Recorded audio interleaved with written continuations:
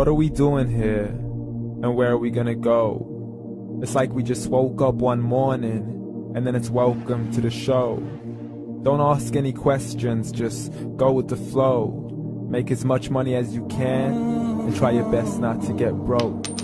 Copy everything you see on the TV, from the hairstyles to the clothes, and don't think too often, just do exactly as you're told. And if you ever get confused, then just turn towards the alcohol. You'll still hear your thoughts, then just turn up the radio as you learn to live a lifestyle of drugs, sex, and rock and roll. But in all honesty, I just need to know, is there more to the cycle than growing and getting old? Living and dying just to leave behind a happy home and a whole lot of property that somebody else is going to own. I just really need to know before the casket's closed, 'cause I'm not willing to gamble with my soul, nor am I ready to take any chances. These are just simple life questions and I'm just searching for some answers. Like, what are we doing here? And what is our purpose? How did we get here, and who made us so perfect? And what happens once we go, or is this world all really worth it? Questions we don't answer because apparently we don't really have to. There's no purpose to this life and our existence is merely natural. Then in that case, please let me ask you, did you create yourself, or was it somebody else who had fashioned you? 'Cause you're a being that's impeccable, faultless and unparalleled. You're a product of supreme intelligence and I'm merely being rational. For there isn't a camera on this earth that can come close to the human eye, nor a computer that can compete alongside the human mind. And if the whole world was to come together, we wouldn't be able to create a single fly. So many signs, yet we still deny. As science tries to justify that all this could come from none, when it's a simple sum. 0 plus 0 plus 0 cannot possibly ever give you 1. So from where did all this order come? For everything has its origins, a maker, a creator of its own. I mean, the only reason you're watching this video is because somebody had to press upload. So we can believe in the Big Bang, but I'd rather believe in He who caused it to explode. Allah, the creator of everything along with every single soul. The ever-living, the master, the only one who is in control. Unlike his creation, beyond our imagination. And no, he's not a man, nor does he have any partners in association. He's on his own. And no, he did not ever leave us alone.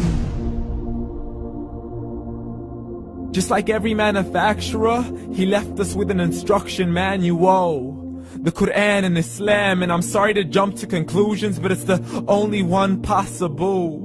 The only definition of God is the one and only supreme being. It's logical, a book with 0 contradictions, with miracles that are both scientific and historical, all revealed over 1400 years ago. Like the detailed description of the human embryo. The descriptions of the human embryo in the Quran cannot be based on scientific knowledge in the 7th century. To the mountains as pegs holding firm the earth below, and the 2 seas that don't mix in a complete separate flow. To the planets in orbit, alternating night and day as they stay in flow. The expansion of the universe and the creation of everything from H2O.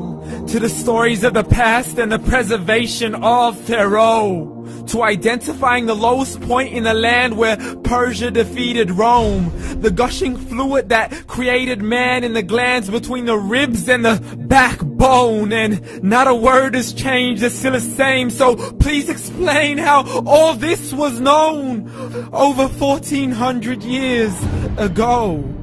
To a man who couldn't read or write, as he would recite whatever the angels spoke.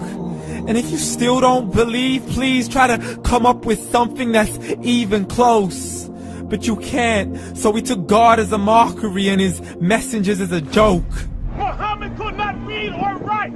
How's somebody who can't read or write gonna start a religion? Dismissed his scriptures as legends and tales of the ancient folk, as we live life according to our whims, desires, and hopes. saying this life is the only home we will ever know. We will live then die, then simply turn to bones. YOLO! Correction, after the grass dies, the rain arrives and it regrows, and Allah promises to do the same thing to your very soul and bring you back from your very fingertips to your toes, as the all-seeing supreme being watches us so close, and we are surely being tested in our wealth, our health, and our self, and everything that we've been blessed with. So believe, for we will surely be resurrected and be brought back to our Lord and account for every single deed, as He hands us our books and